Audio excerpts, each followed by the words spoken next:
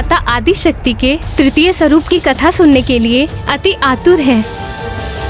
माता आदि शक्ति की तृतीय स्वरूप है माता चंद्रघंटा। माता चंद्रघंटा। माता चंद्रघंटा।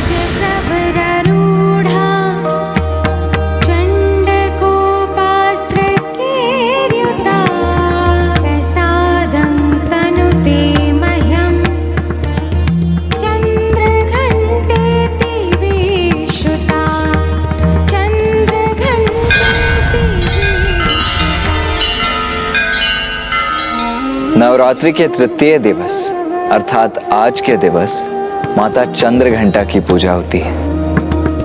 और आज के दिवस साधक का मन मणिपूरक चक्र अर्थात तृतीय चक्र में स्थित होता है। चंद्रघंटा, कितना अनोखा नाम है माता के इस स्वरूप का। महाराज, माता चंद्रघंटा का ललाट अर्धचंद्र के टीके से सुशोभित है, इसलिए इन्हें चंद्रघंटा कहा जाता है। इनका अति सुंदर स्वर्णिम वर्ण है और इनके अनेक हाथ भांति भांति के अस्त्र शस्त्र से सुसज्जित हैं।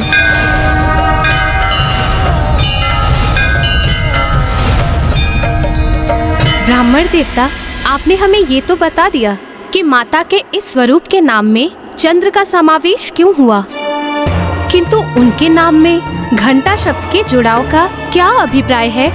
इस प्रश्न का उत्तर देने हेतु मुझे आपको माता चंद्रघंटा स्वरूप के उजागर होने की कथा सुनानी होगी। ब्राह्मण देवता, कृपया करके ये कथा सुनाइए। माता पार्वती और महादेव का विवाह संपन्न हुआ और विधि विधान के अनुसार माता पार्वती की अपने मायके से विदाई हुई।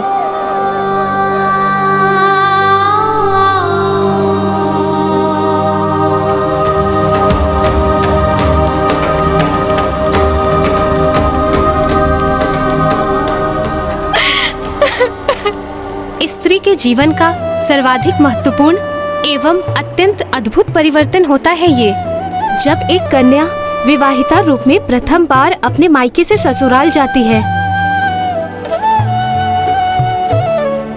तो इस प्रकार एक ओर माता पार्वती अपने नवीन निवास कैलाश की ओर प्रस्थान कर रही थी, तो वहीं दूसरी ओर तारकासुर अपनी मायावी नगरी शोणितपुर के रूप में अपने नवीन निवास का निर्माण पूर्ण कर चुका था।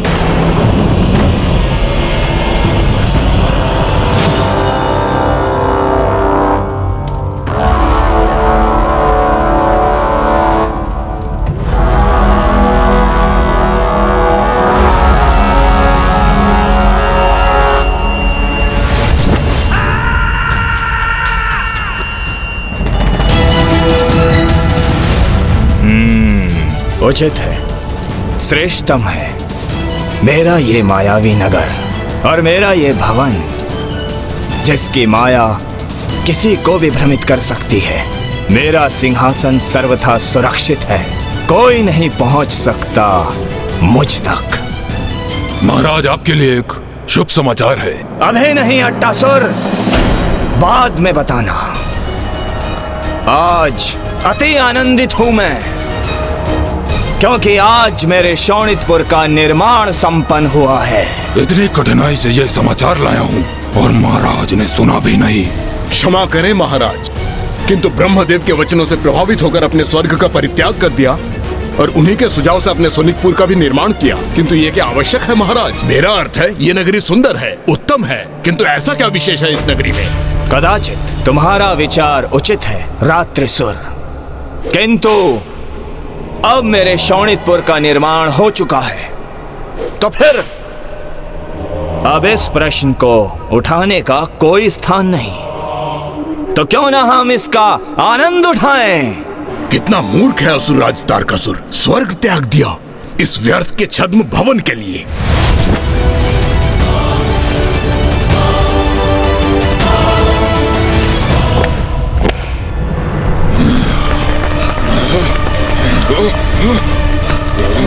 अरे ये क्या हुआ? ये कैसी ध्वनि है और ये भूकंप कैसा?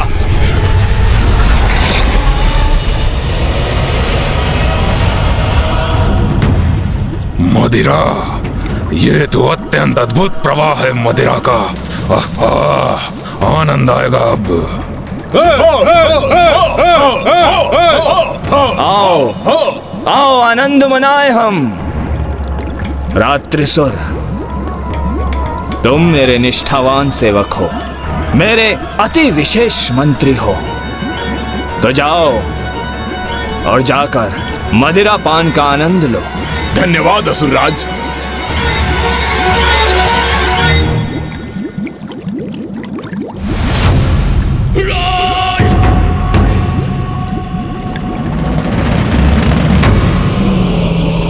एक और तारकासुर अपने नवीन निवास शोणितपुर के निर्माण की प्रसन्नता में डूबा था, तो वहीं दूसरी ओर माता पार्वती महादेव के संग उनके निवास कैलाश पहुंची, जहां अब उनके समक्ष चकित कर देने वाला दृश्य था। देवी पार्वती, अपने दाहिने पांव से कलश को झुकाकर अपने नवीन आवास में प्रवेश कीजिए।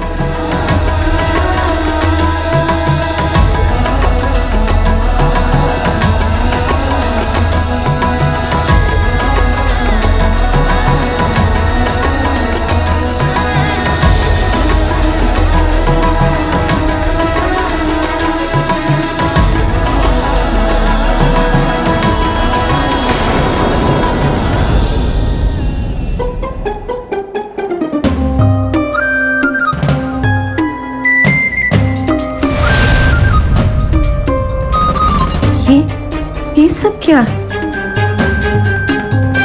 देवी पार्वती, अब अपने इस निवास को आपको ही संभालना होगा, और प्रतीत होता है कि आपके समक्ष एक बहुत बड़ी चुनौती है, जिसका सामना आपको स्वयं ही करना होगा। अब आप मुझे आज्ञा दीजिए।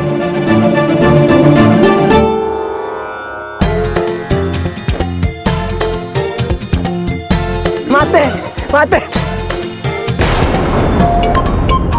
किंतु ये जल तो स्वच्छ नहीं है। नहीं माते, पानी तो ऐसा ही देता होना चाहिए माते, दे दिए। तोतला जी, आप समझे नहीं, माता को जल नहीं चाहिए। उती तो फिर।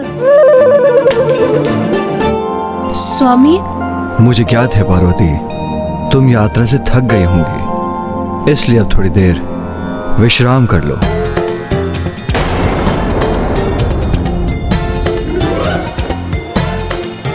विश्राम करो? किंतु कहाँ? माते आइए, मैं आपको भवन दिखा देता हूँ, आइए ना। माता, तोतला जी का आशय है कि वो आपको संपूर्ण भवन दिखाना चाहते हैं। आइए। अब देखने को और शेष रह क्या गया है?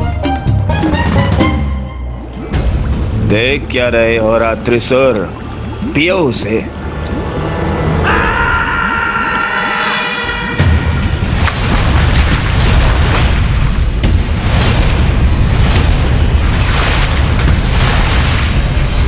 मदिरा पान तो मैं भी करूंगा। रुको अट्टासुर, अपनी बारी की प्रतीक्षा करो। कार्य सभी मैं करूं, और विशेष रहे ये रात्रिसुर मदिरा पान का आनंद ले। महाराज मुझे एक तुच्छ सेवक के समान ही समझते हैं, जो बस प्रतीक्षा ही करे अपनी बारी की।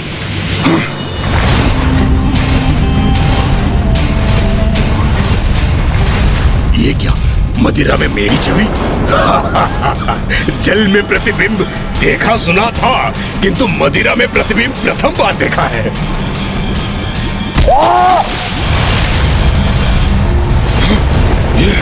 ये क्या हुआ? ये तो मदिरा में समाहित हो गया।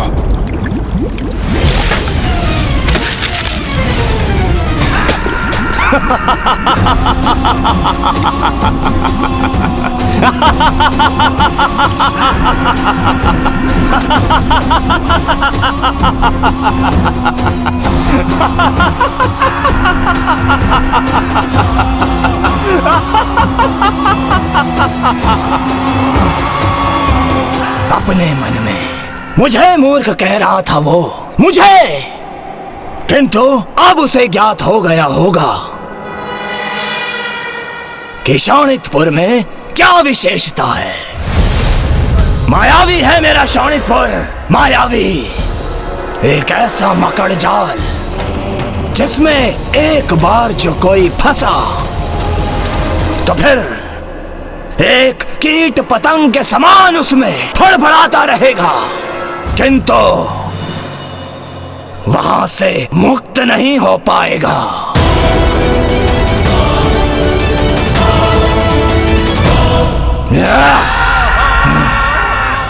अट्टासुर, क्या समाचार देने वाले थे तुम मुझे? महाराज, यही ना कि महादेव और देवी पार्वती का विवाह संपन्न हो चुका है और वो कैलाश पर्वत की ओर प्रस्थान भी कर चुके हैं, किंतु मात्र कैलाश जाने से क्या होगा? अरे पुत्र तो प्राप्त नहीं हुआ है ना, और वो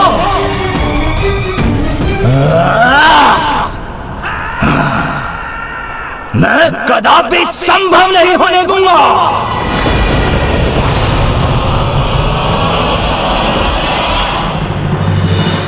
तो क्या तारकासुर के पास महादेव और माता पार्वती के विवाह का समाचार पूर्व से ही था? हाँ, किंतु तारकासुर को इसकी कोई चिंता नहीं थी, क्योंकि शोणितपुर का निर्माण तो हो चुका था और अपनी इस मायावी नगरी में उसे स्वयं के सुरक्षित होने का आभास भी हो रहा था। और उधर कैलाश में माता पार्वती प्रथम बार अपने जीवन में सब कुछ अस्त व्यस्त देख रही थी। आइए माते, आइए। माते ये देखिए,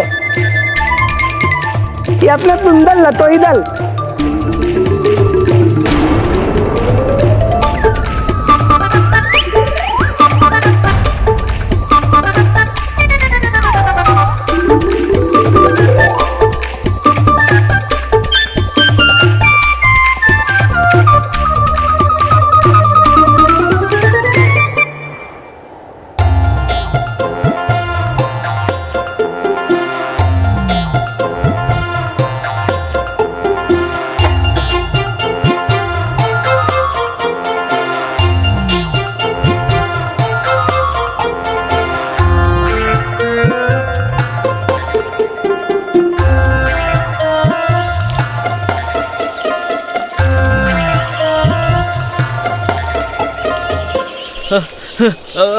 माता, आपके लिए मैं फल लाऊं?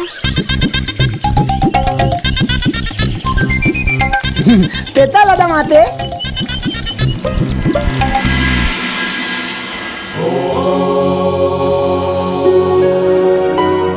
इन सब के मध्य स्वामी ध्यान मग्न है।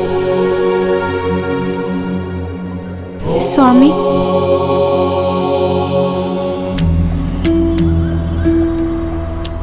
क्या हुआ उमा? स्वामी, हमारा भवन, हमारे भवन की अवस्था। क्या हुआ हमारे भवन को?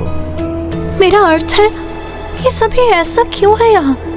यहाँ कुछ भी सुव्यवस्थित नहीं, सभी कुछ अस्त व्यस्त है। इतनी धूल एकत्रित है यहाँ, और रसोई गृह में पात्र भी छिन्न भिन्न और इतना मैला है वहाँ।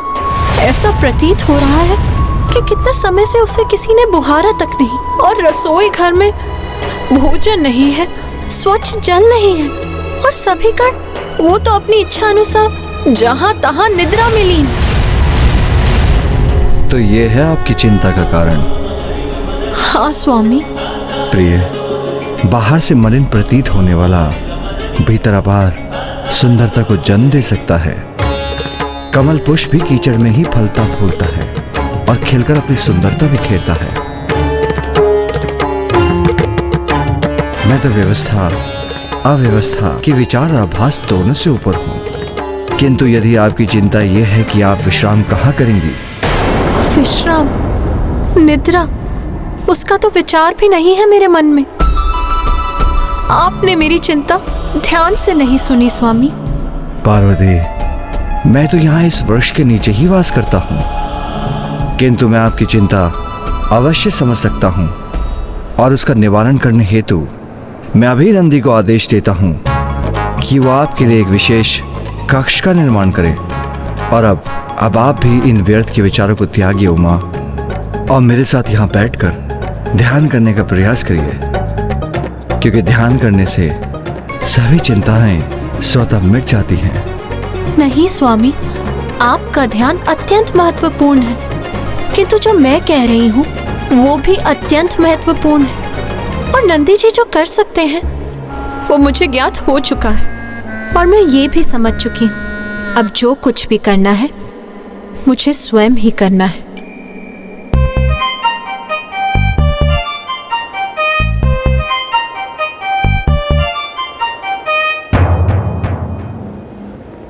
आप ध्यान कीजिए स्वामी, और मुझे यहाँ की अवस्था पर ध्यान देने दीजिए। यहाँ अब सब कुछ मुझे ही उचित करना होगा।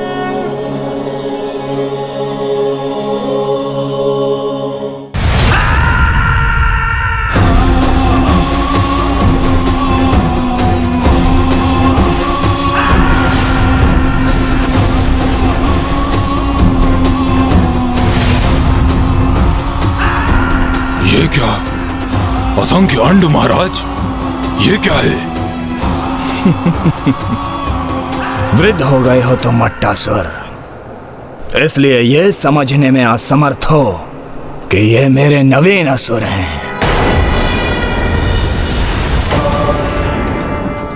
ये कैसे असुर महाराज, जिनके ना हाथ है, ना पांव है और ना ही मुख है? तन से ही नहीं, मन से भी वृद्ध हो चले हो तुम मट्टासुर। अभी अंडे से बाहर आने वाले नवजात असुर हैं ये, और जब ये बाहर आएंगे तीव्र रक्त पिपासा होगी इनकी। समय आ गया है मेरे सुंदर असुरों, आओ बाहर आओ।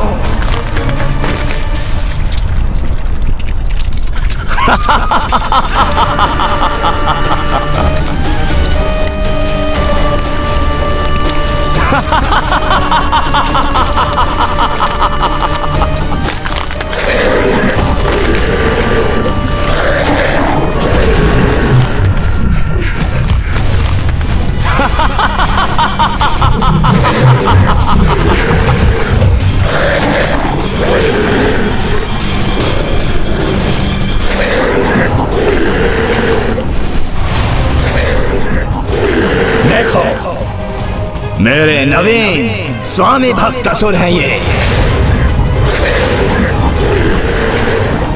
जाओ, पूर्ण करो अपने जीवन का उद्देश्य। आक्रमण करो कैलाश पर्वत पर, अंत करो देवी पार्वती का।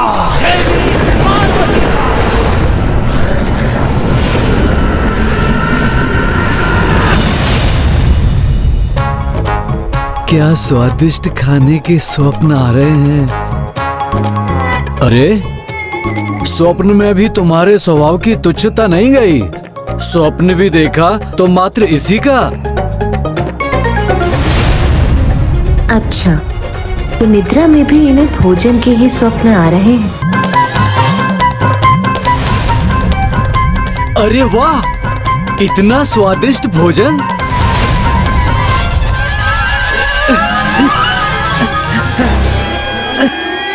रुक जाओ, कोई आगे नहीं बढ़ेगा, कोई इस भोजन को स्पर्श नहीं करेगा। क्या हुआ माता? सब कुशल तो है ना?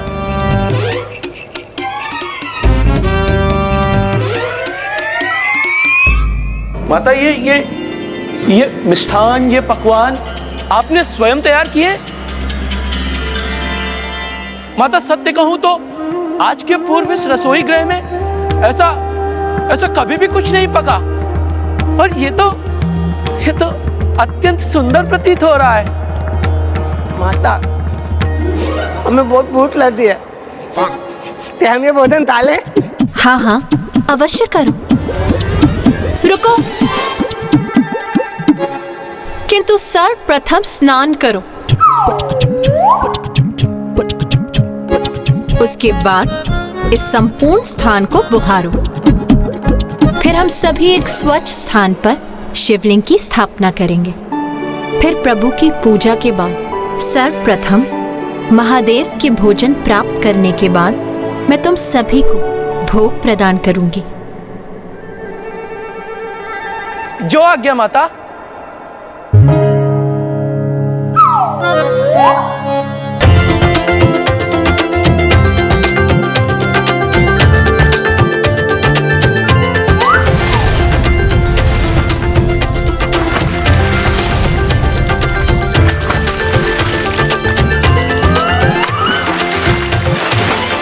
यदि मैंने इन गढ़ों को अपना कार्य संपन्न करने की प्रतीक्षा की तो कदाचित मुझे अनंत काल तक ही प्रतीक्षा करनी होगी। मैं पूजा की तैयारी आरंभ करती हूँ। माता ये लीजिए पूजा की सामग्री। एक ओर माता कैलाश की अवस्था में सुधार ला रही थीं, तो दूसरी ओर तारकासुर के नवजात असुर माता को क्षति पहुंचाने हेतु कैलाश की ओर बढ़ रहे थे। यह अखंड ज्योत कैलाश को सदा प्रकाशित करती रहे।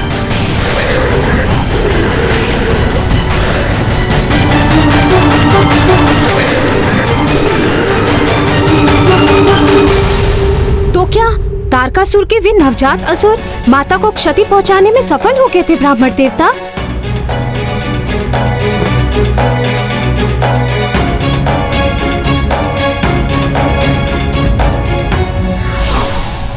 स्त्री से ही घर घर बनता है, इसलिए उसकी प्रत्येक इच्छा का सम्मान करना चाहिए।